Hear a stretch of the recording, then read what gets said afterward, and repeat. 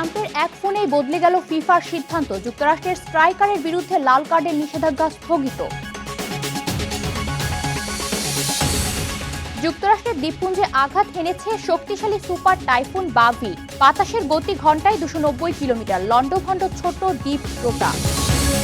তীব্র তাপদাহে পড়ছে যুক্তরাষ্ট্র। এ পর্যন্ত 25 জনের মৃত্যু। সবচেয়ে বেশি নিউ জার্সিতে। 20টিরও বেশি অঙ্গরাজ্যে তাপমাত্রা 104 ডিগ্রি ফারেনহাইট। এবং চাঁদে আধিপত্য বিস্তারে চীন ও যুক্তরাষ্ট্রের তীব্র প্রতিযোগিতা। চীন খুব দ্রুত গতিতে আগালেও চাঁদে ঘাঁটি করবে আমেরিকা, বললেন নাসার প্রধান।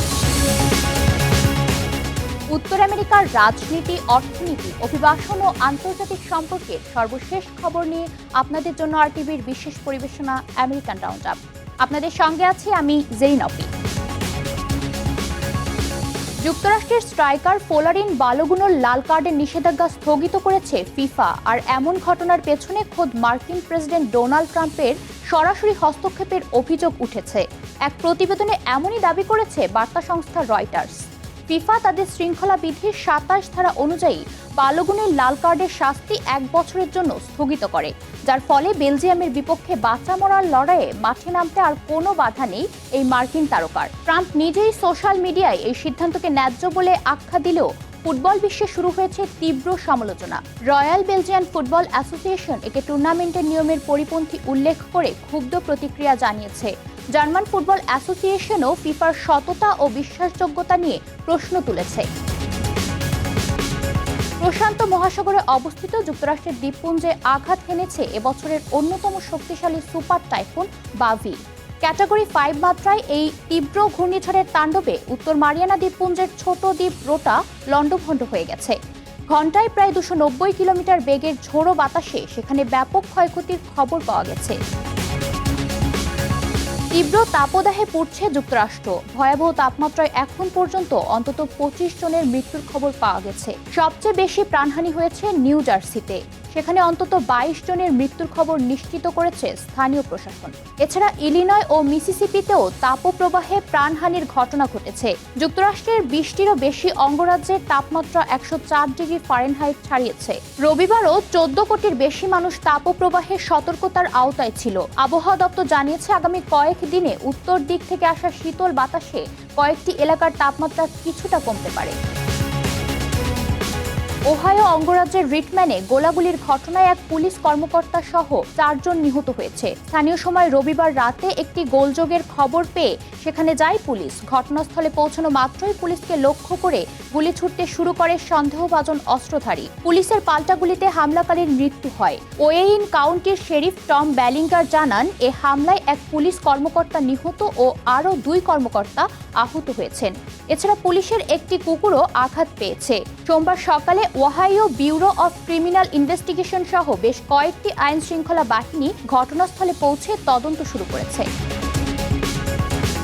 যুক্তরাষ্ট্র ও ইরানের মধ্যে ভঙ্গুর যুদ্ধবিরতি এবং মিত্রদের সাথে বিরোধের মাঝেই ন্যাটো সম্মেলনে যোগ দিচ্ছেন মার্কিন প্রেসিডেন্ট ডোনাল্ড ট্রাম্প। আগামী মঙ্গল ও বুধবার তুরস্কের আঙ্কারায় এই সম্মেলনের সভাপতিত্ব করবেন ন্যাটো মহাসচিব মার্ক রুটা। সেখানে তুরস্কের প্রেসিডেন্ট রিসেপ তাইয়েপ এরদোয়ান এবং ইউক্রেনের প্রেসিডেন্ট ভলোদিমির জেলেনস্কির সাথে আলাদা বৈঠকের কথা রয়েছে ট্রাম্পের। এই সম্মেলনে ন্যাটোর প্রতিরক্ষা খাতে সদস্য দেশগুলোর জিডিপির 5% ব্যয়ের প্রতিশ্রুতির অগ্রগতি যাচাই করা হবে। সম্প্রতি ইরান যুদ্ধে ইউরোপীয় মিত্রদের পাশে না পেয়ে ক্ষোভ প্রকাশ করেন ট্রাম্প। এছাড়া ন্যাটোকে কাগুজে বাঘ বলে সমালোচনা করে জোট ছাড়ার হুমকিও দেন তিনি। তবে মার্কিন রাষ্ট্রদূত ম্যাট ওয়েটকার জানান, যুক্তরাষ্ট্র এখনও ন্যাটোর সদস্য, কিন্তু বিশ্বজুড়ে তাদের আরও অনেক দায়িত্ব রয়েছে।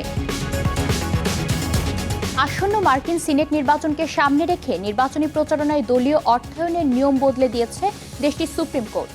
দলগুলো নির্বাচনী খরচের আইনি সীমা তুলে নেওয়ার বড় ধাক্কা খেতে যাচ্ছে ডেমোক্র্যাট প্রার্থীদের আর্থিক আধিপত্য। নিয়ম অনুযায়ী এতদিন কোনো প্রার্থীর প্রচারণার জন্য জাতীয় রাজনৈতিক দলগুলো নিজেদের ইচ্ছে মতো অর্থ খরচ করতে পারত না। প্রার্থীর সঙ্গে সমন্বয় করে দল কত টাকা খরচ করতে পারবে তার একটি নির্দিষ্ট আইনি সীমা বেঁধে দেওয়া হয়েছিল। তবে এখন থেকে জাতীয় কমিটিগুলো তাদের বড় দাতাদের কাছ থেকে পাওয়া সীমাহীন তহবিল সরাসরি প্রার্থী নির্বাচনী প্রচারণায় ব্যবহার করতে পারবে। এই সিদ্ধান্তের ফলে সরাসরি সুবিধাজনক অবস্থান পেতে যাচ্ছে রিপাবলিকান পার্টি। কেননা বড় কর্পোরেট প্রতিষ্ঠান ও ধনকুবেরদের কাছ থেকে জাতীয় কমিটির মাধ্যমে বিপুল তহবিল সংগ্রহ করে থাকে দলটি। অন্যদিকে এতে বড় ধরনের অসুবিধায় পড়েছেন ডেমোক্র্যাট প্রার্থীরা। যুক্তরাষ্ট্রের হোয়াইট হাউসের প্রেস সেক্রেটারি ক্যারোলিন লেভিটের মন্তব্য ঘিরে নতুন রাজনৈতিক বিতর্ক শুরু হয়েছে। এক টিভি সাক্ষাৎকারে তিনি বলেন, কিছু তরুণের সমাজতন্ত্রের প্রতি ঝোঁকের পেছনে শিক্ষা প্রতিষ্ঠানে উদারপন্থী মতাদর্শের প্রভাব এবং কর্মবিমুখতা দায়ী। তবে সমালোচনার মুখে এক্সে দেওয়া পোস্টে তিনি স্পষ্ট করেন, পুরো প্রজন্মকে অলস বলেননি। সমালোচকদের দাবি, তরুণদের রাজনৈতিক অবস্থান ব্যাখ্যায় তিনি আবাসন সংকট, মূল্যস্ফীতি, শিক্ষা, ঋণ ও কর্মসংস্থানের মতো বাস্তব সমস্যাগুলো উপেক্ষা করেছেন। এদিকে নিজেকে ডেমোক্রেটিক সোশ্যালিস্ট পরিচয় দেওয়া কিছু ডেমোক্র্যাট নেতাকে ঘিরে যুক্তরাষ্ট্রের রাজনৈতিক বিতর্ক আরও তীব্র হয়েছে।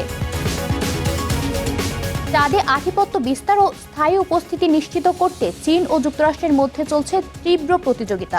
এই প্রতিযোগিতাকে সরাসরি একটি মহাকাশ যুদ্ধ বা স্পেস রেস হিসেবে আখ্যা করেছেন মার্কিন মহাকাশ গবেষণা সংস্থা নাসার প্রধান জ্যারেড আইজ্যাকম্যান। যুক্তরাষ্ট্রের একটি জনপ্রিয় টেলিভিশন অনুষ্ঠানে দেওয়া সাক্ষাৎকারে তিনি সতর্ক করে বলেন, চীন অত্যন্ত দ্রুতগতিতে এগিয়ে চলেছে এবং সাবেক সোভিয়েত ইউনিয়ন যা পারেনি, চীন তা করার সক্ষমতা রাখে। যুক্তরাষ্ট্র যেখানে 2028 সালের শেষ নাগাদ চাঁদে মানুষ নামানোর লক্ষ্য নির্ধারণ করেছে, সেখানে চীন 2029 সালের মধ্যেই তাদের নভোচারী বা তাইকোনস পাঠাতে প্রস্তুত। তবে আইজ্যাকম্যান আশাবাদী যে মার্কিন যুক্তরাষ্ট্রই প্রথমে চাঁদে ফিরবে এবং এবার শুধু পা রাখাই নয়, বরং সেখানে একটি স্থায়ী বেস বা ঘাঁটি তৈরি করবে। এই পর্যন্তই আমেরিকান রাউন্ড আপ। উত্তর আমেরিকার গুরুত্বপূর্ণ সব আপডেট পেতে আরটিভির সাথেই থাকুন। মতামত জানান আরটিভির সামাজিক যোগাযোগ মাধ্যমে। সবাই ভালো থাকুন।